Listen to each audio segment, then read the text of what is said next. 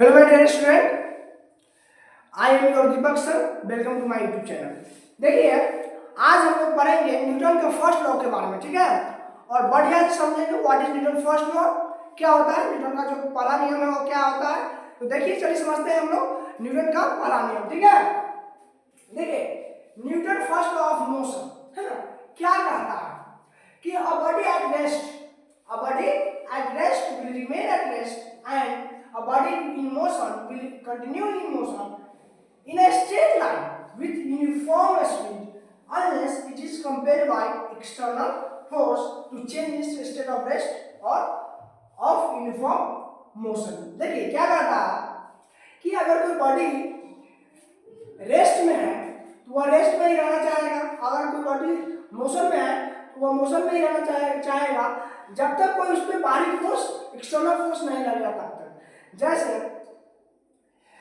कि एग्जांपल के माध्यम से हम समझेंगे कि when a bus a car suddenly start moving forward the passenger fall backward।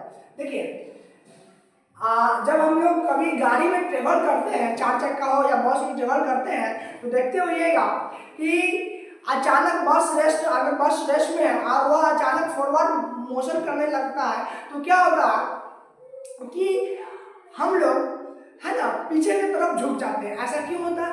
इसलिए होता है कि जब हम बस में बैठे रहते हैं या खड़ा रहते हैं तो क्या होता है कि बस का जो फर्श है, फ्लोर है, वो हमारे मतलब नीचे का जो भाग है उसके संपर्क में रहता है। और जब बस के साथ हमारा नीचे का भाग मोशन हो जाता है, हमारा शरीर अभी भी रेस्ट में ही रहता है। जैसे ही हमारा नीचे का भाग मोशन में होता है तो हम पीछे की तरफ बैठे मतलब झुक जाते हैं। इसी तरह एक और एग्जांपल है, जब हम कार या बस में बैठे रहते हैं और वह मान लीजिए कि कुछ स्पीड से चल रही है, ठीक है, वह अचानक ब्रेक लेने पर रुक जाता है तो क्या होता है उसमें होता ये है कि हम लोग आगे की तरफ झुक जाते हैं। या मान लीजिए 50 के ऐसा क्यों होता है? इसलिए होता है कि जब अचानक बस या गाड़ी जो चार चक्का है अगर वह रेस्ट में आ जाता है तो क्या होता है ना उसमें कि हमारा नीचे का भाग जो है वह रेस्ट में आ जाता है क्योंकि वह उससे संपर्क में रहता है, ठीक है। लेकिन ऊपर का भाग जो है अभी भी जितना की स्पीड से गाड़ी था उतना ही की स्पीड से हमारा शरीर मोशन में था। तो क्या होगा कि हम आगे की तरफ झुक जाएंगे तो अचानक रेस्ट में वो हमारा शरीर अभी भी 50 अगर गाड़ी 50 मीटर से था तो हमारा शरीर भी 50 मीटर से था, लेकिन अचानक रेस्ट में आने से हमारा शरीर जो है मोशन में मतलब पूरे रेस्ट में नहीं आ पाता, जिससे हम लोग आगे की तरफ झुक जाते हैं। या हो सके तो हम लोग गाड़ी से बाहर भी चले जाएंगे ज़्यादा स्पीड में अगर ये रहेगा तो मतलब जो स्पीड ज़्यादा रहेगा तो, ठीक है। तो इसका था न्यूटन का। और भी अगर समझेंगे, अगर हम और डिटेल में समझेंगे तो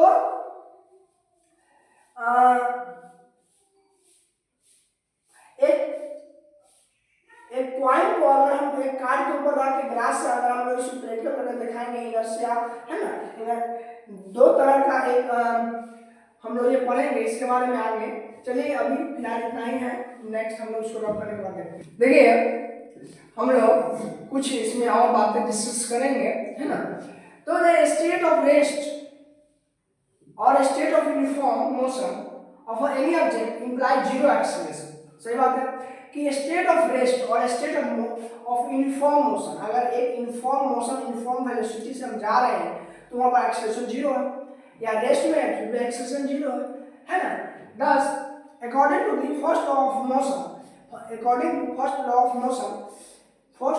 मोशन के अनुसार when the net external force on a body, किसी बॉडी पे है ना कुल बाहरी फोर्स अगर जीरो है then the acceleration of the body will be zero है ना। उस केस में एक्सेलरेशन बॉडी का क्या होगा? जीरो होगा, ठीक है।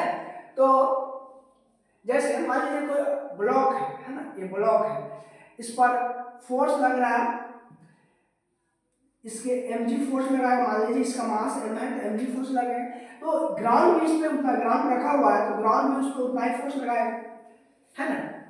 तो यहाँ पर एयर फ्रिक्शन फोर्स भी लगेगा, एयर रेसिस्टेंस भी लगेगा इस ब्लॉक पे। तो ये सारे फोर्स अगर बैलेंस्ड है, संतुलित है, तो ये वस्तु रेस्ट में रहेगा है ना। बॉडी विल बी, इसका एक्सेलरेशन भी क्या होगा, जीरो होगा, ठीक है। तो चलिए हम लोग आगे फिर देखते हैं इसको।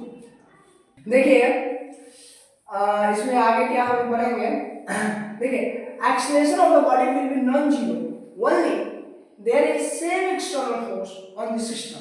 देखिए बोल रहा है कि acceleration of the body will be non zero, जब किसी बॉडी का एक्सेलरेशन नॉन जीरो होगा, है ना, only when there is some external force on the system, किसी भी वस्तु पे, किसी भी सिस्टम पे अगर कुछ बाहरी फोर्स होगा तभी जाकर एक्सेलरेशन नॉन जीरो होगा, ठीक है। Newton first law of motion gives the definition of the force, है ना, क्या देता है न्यूटन फर्स्ट लॉ जो है फोर्स का डेफिनेशन देता है, also give the definition of inertia of a body, inertia of a body के डेफिनेशन भी देता है, क्या होता है इनर्शिया, है ना, ये अब हम लोग पढ़ेंगे इनर्शिया क्या है ना, इनर्शिया के बारे में हम लोग आगे पढ़ेंगे, ठीक है। तो इस